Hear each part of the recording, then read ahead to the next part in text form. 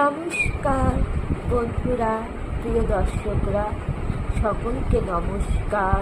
জয় কৃষ্ণ। আজ আমি আপনাদেরকে ভারতের সম্পর্কে, আমাদের ভারতবর্ষের ইতিহাস সম্পর্কে আপনাদের কাছে আলোচনা করব।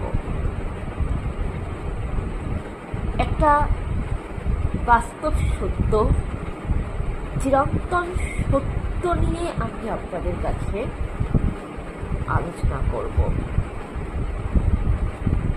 আমি বাস্তব সত্য, চিরন্তন সত্য নিয়ে আমি আলোচনা করছি। দেখুন, ভারতের ইতিহাস যদি আপনি জানতে চান,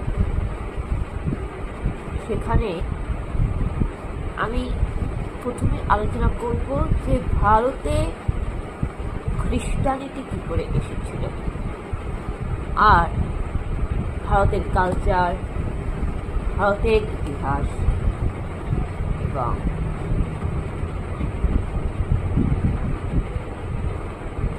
সেখানে বাবর মোগলদের সম্পর্কে এবং আমাদের আদিবাসী পূর্বপুরুষদের সম্পর্কে, স্বাধীন ভারতের, পরাধীন ভারতের সম্পর্কে আরো ইতিহাসের শেষ নাই গো, ইতিহাসের শেষ নাই। আপনি কোন ইতিহাসটা পড়বেন, আপনি কোন ইতিহাসটা ছাড়বেন, বুঝতে পারবেন। ভারতের ইতিহাস, ভারত হোক অথবা গোটা বিশ্বের ইতিহাস হোক না কেন, ইতিহাসের শেষ নেই। মানে আপনি কোনটা ছেড়ে কোনটা পড়বেন? আপনি স্বাধীনতার আন্দোলনের ইতিহাস পড়বেন, না মধ্যযুগের ইতিহাস পড়বেন, না সিন্ধু সভ্যতার ইতিহাস পড়বেন, না বৈদিক কালের ইতিহাস পড়বেন, না সেই 1500 বিফোর ক্রাইস্ট, যখন পৃথিবীতে প্রভু যীশুখ্রিস্ট ছিল না, তার আসার পূর্বে সময়কার ইতিহাস পড়বেন, না পাথরের যুগ, যখন আদিম মানুষরা পাথরের হাতিয়ার ব্যবহার করতো সেই সময় ইতিহাস পড়বেন, নাকি সম্রাট অশোকের ইতিহাস পড়বেন, না চন্দ্রগুপ্তের ইতিহাস পড়বেন, না হর্ষবর্ধন গোবর্ধনের ইতিহাস পড়বেন, না সমুদ্রগুপ্তের ইতিহাস পড়বেন, যাকে ভারতের নেপোলিয়ন বলা হয় সমুদ্রগুপ্তকে, নাকি বুদ্ধিস্টটি, নাকি গুরু নানকের ইতিহাস পড়বেন? আপনি কোন ইতিহাসটা পড়বেন আপনি ভেবে পাবেন না। তার কারণ ইতিহাস সব থেকে বড় সাবজেক্ট। কেন? কারণ আপনি যদি ইতিহাস পড়েন, সবার আগে আপনাকে সাল জানতে হবে। মারাঠা যুদ্ধ কবে হয়েছিল, ইন্দো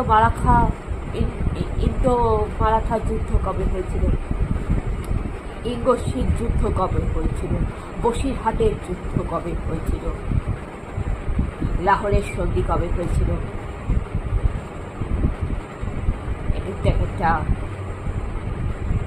একটা যুদ্ধের নাম আপনি জানতে থাকবেন। মানে বলতে গেলে পৃথিবী সৃষ্টির পর থেকে যেন একটা যুদ্ধ হয়ে আসছে, কোন যুদ্ধ কারা করেছিল, এবার কোন কোন মহাপুরুষ কোন কোন মহান জিনিস আবিষ্কার করলে, একটা জানতে হবে। এবার আপনি যদি বুঝতে পারেন,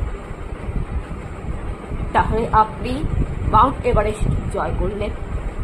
এবার আপনি যদি বুঝতে না পারেন, তাহলে ইতিহাসটা আপনার কাছে পাতিয়াস হয়ে যাবে।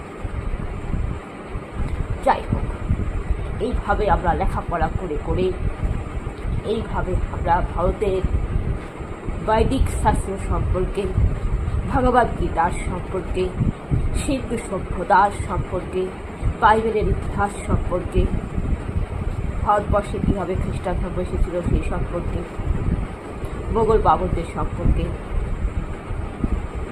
হিন্দুদের ইতিহাস সম্পর্কে, সিন্ধু সভ্যতার ইতিহাস সম্পর্কে, ভারতের রামায়ণ মহাভারতের ইতিহাস সম্পর্কে, বুদ্ধিস্টদের ইতিহাস সম্পর্কে, এবং ব্রিটিশ শাসনকাল, যেখানে ইংরেজরা আমাদের ভারতবর্ষে যে 200 বছর ধরে অন্যায় অত্যাচার করেছিল তার ইতিহাস সম্পর্কে, ভারতের সংবিধান সম্পর্কে একটার পর একটা পড়াশোনা করে, বিএ পাস করে, গ্র্যাজুয়েট করে, কেউ কেউ মাস্টার ডিগ্রি করে, কেউ পিএইচডি করে বড় বড় কেউ আইপিএস অফিসার হয়ে গেল, প্রফেসর হয়ে গেল, কেউ কেউ ইতিহাসের বিশেষজ্ঞ হয়ে গেল।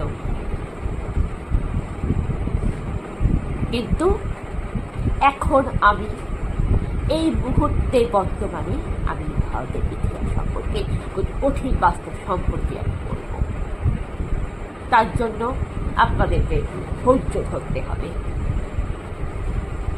একটু সময় দিয়ে শুনবেন প্লিজ। ভিডিওটা যদি ভালো লেগে থাকে তাহলে অবশ্যই লাইক করবেন, শেয়ার করবেন। আমি এবার আপনাদের কাছে সঠিক আলোচনায় আসি। তো বন্ধুরা, বলতে গেলে ভারত মায়ের কিন্তু রিয়েল সন্তান, যেটা মানে ভারত মায়ের যে প্রকৃত সন্তান 3 জন ছিল।